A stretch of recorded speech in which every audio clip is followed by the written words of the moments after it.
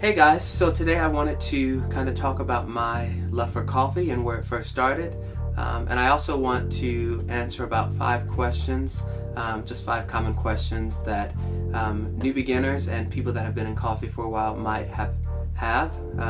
So I want to answer questions that new beginners or people that have been in coffee for a while might have. So starting with my love for coffee and where it first got started. I was a freshman at Lincoln.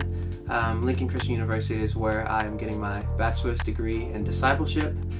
But I was starting as a freshman at Lincoln, and I was just really passionate about what I was studying in school.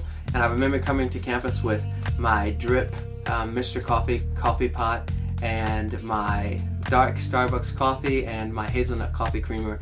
And I just remember thinking to myself, wow, I know coffee. I have it all together. There's nothing more to learn about coffee. And it wasn't until a friend of mine actually pulled me aside and showed me this thing called the Chemex. And I was like, what is this? This is weird. It looks weird. I was just like, didn't have a clue about what it was at all. And so he made me a cup of coffee, just like I made you guys, showed you how to make coffee about a week ago. But he made me a cup of coffee, and then he showed me how to make it, and my mind was blown, because from that moment I moved from having to chug a cup of coffee down, drown it out with hazelnut coffee creamer because it was bitter, to drinking something that was so smooth, so elegant, so great tasting. And so that was a big shift for me, because I realized that coffee doesn't have to be this cup of joe thing that you force down your throat because it tastes bad, but you can actually enjoy coffee.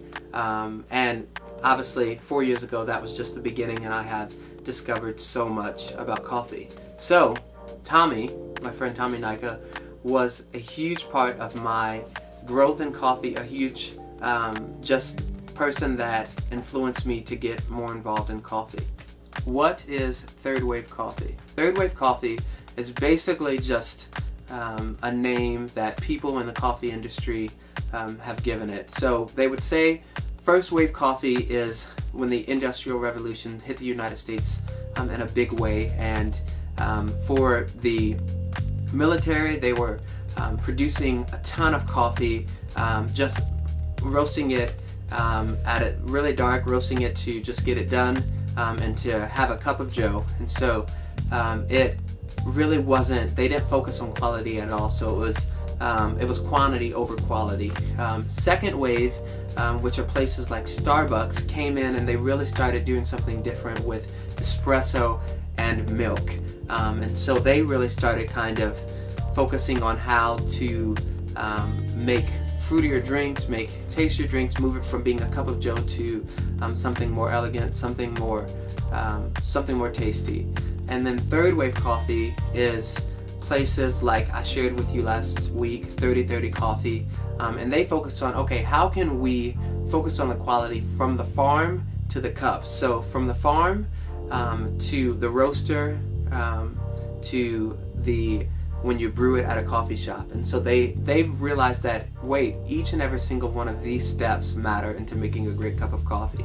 And so that's where the pour over method comes in, because it takes taking the time, the right temperature, the right grinder, the right utensils, the right everything to make a great cup of coffee. Why is third wave coffee, better known as specialty coffee, more expensive? So third wave coffee is more expensive because a lot more details go into making sure that the coffee is great. I really love the third wave coffee movement because it focuses on paying the farmers what they deserve for their beans. In times in the past, coffee sales from farmers to people that are buying it in other countries were not good, but now it's definitely cleaning up, and I love it because coffee shops are working with the farmers directly to make great sales and to make sure, hey, we're paying you for this product, so it has to be great, but also on the farmer's end, hey, we're paying you, and we're gonna make sure that we pay you because you're making great coffee. Specialty coffee is more expensive on that end because they're actually paying the farmers what they deserve for the coffee.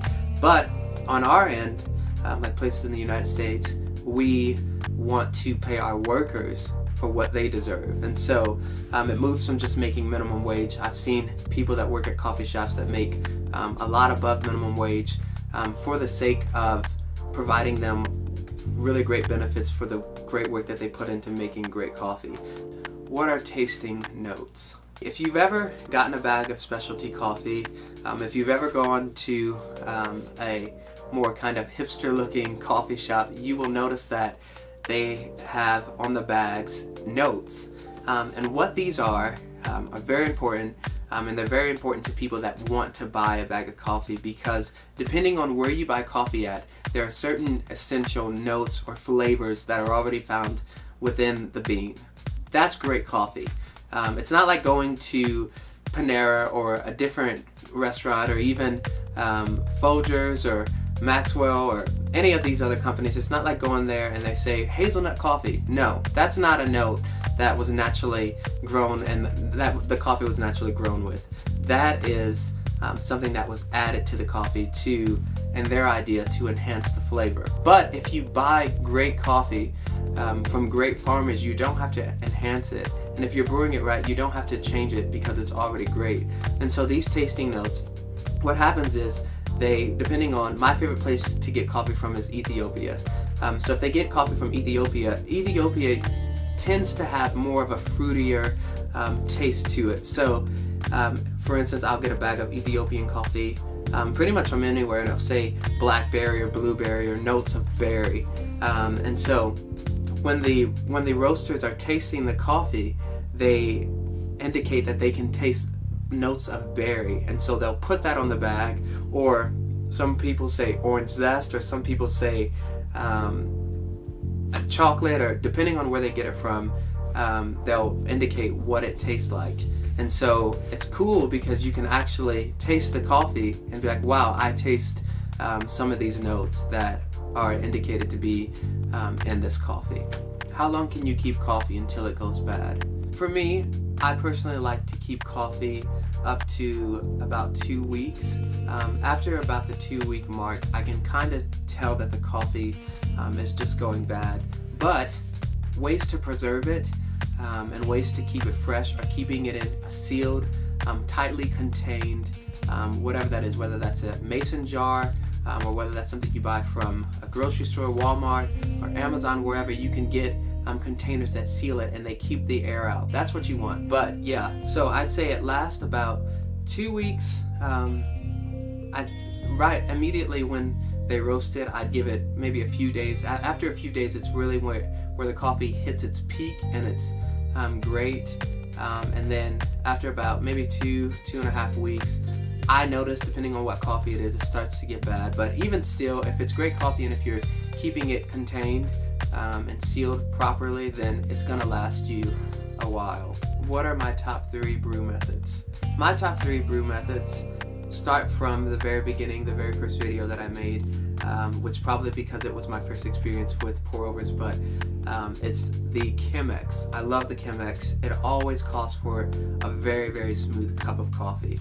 I love it. I don't think I'll ever not love it. It's really great. My second, I would have to say my second is the V60. I've been making the V60 longer than I've been making the Chemex because it's a little cheaper than the Chemex. My third favorite brew method is actually the Kalita Wave.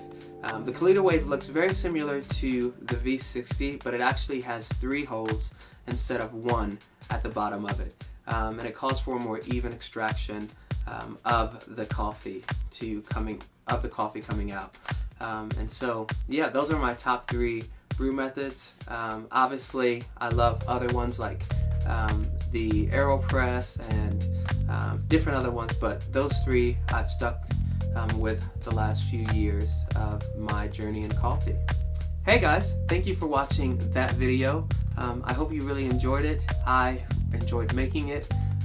Big shout out to Cody Lane, helped me as he has helped me with the last one, with filming it and editing it, so I'm very thankful for that. Please consider subscribing and liking this video. Also, please tell me any other questions that you have. I would love to do another Q&A about coffee, and tell me anything that I might have erred, or any other brew methods that you like. Actually, yeah, please comment below and tell me if there's brew methods that you've tried that I didn't mention that you really like. But yeah, I thank you and I appreciate you taking the time to watch this video, and please again consider subscribing to the video. Thanks, guys.